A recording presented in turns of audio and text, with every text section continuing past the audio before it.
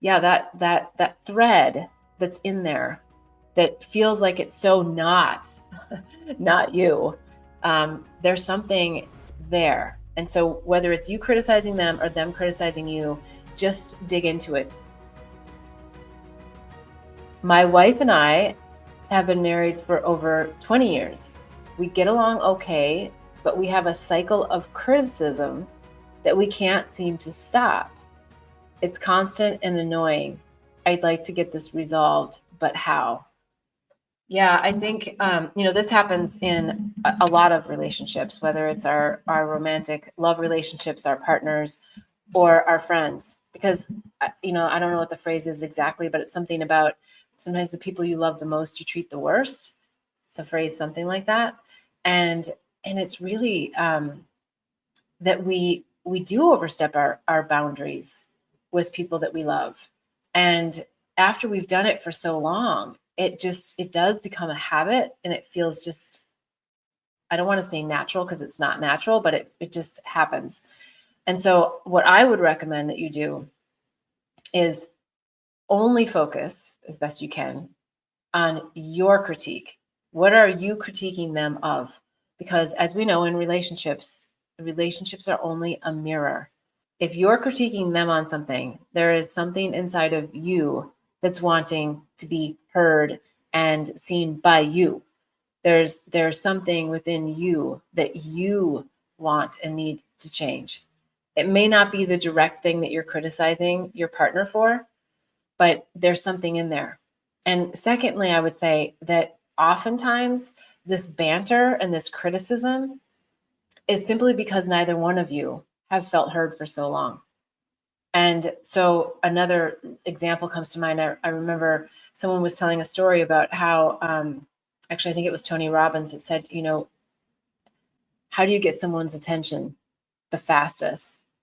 And he said, you pull a gun on them. And I was like, wow, that was kind of heavy.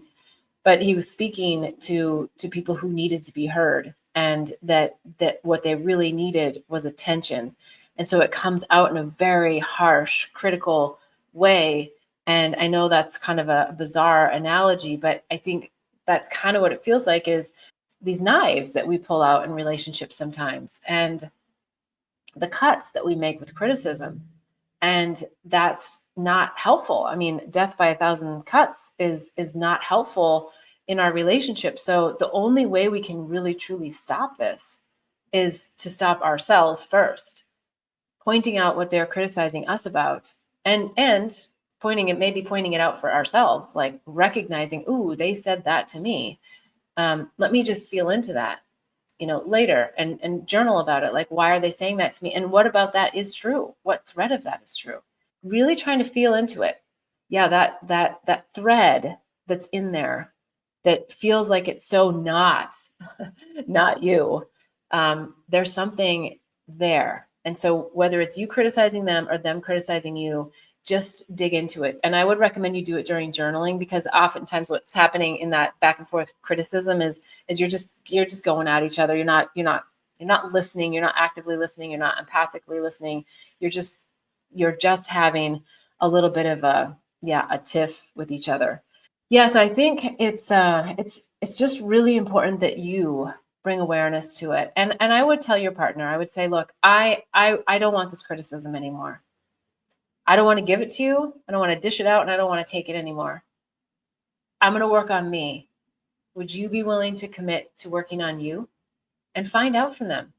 Are they willing to work on them? Are they willing at the end of the day to, and maybe you also have a code word, just have a word like, or, a gesture that is loving, as opposed to like, I wouldn't come up with this, or I wouldn't come up with a stop, or, a word that has a negative vibration to it.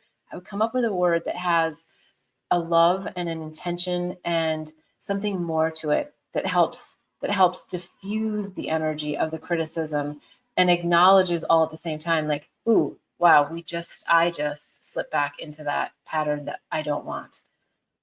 And it's a commitment, though, to do this. You've spent, what did you say, 20 years? Was that you that said 20 years? Creating this behavior and creating this dynamic with your beloved. It doesn't often happen overnight. It can, but usually the times that it happens overnight is when you almost lose someone. Maybe they have an accident or something bad happens. Don't let that happen.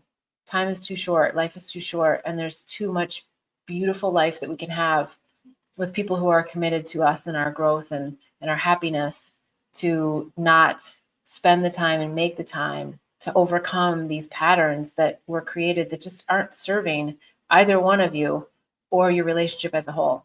Hopefully that's helpful. I'm always happy to hear your thoughts in the comments. Okay.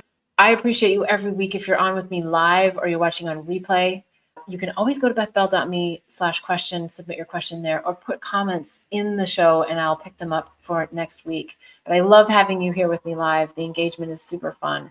And if you want additional support, you can always go to bethbell.me. There's sessions you can book. There's lots of materials, lots of books that get into deep awakening material, like the Awakening and Healing Handbook. There's the Psychedelics Resource Guide. There's also the Herpes Handbook. And of course, there's the book Angels, Herpes, and Psychedelics, which is all about unraveling the mind to unveil illusions. Many, many things and resources that you can tap into. Until next week, I am wishing you so much bliss and love on the journey. Namaste.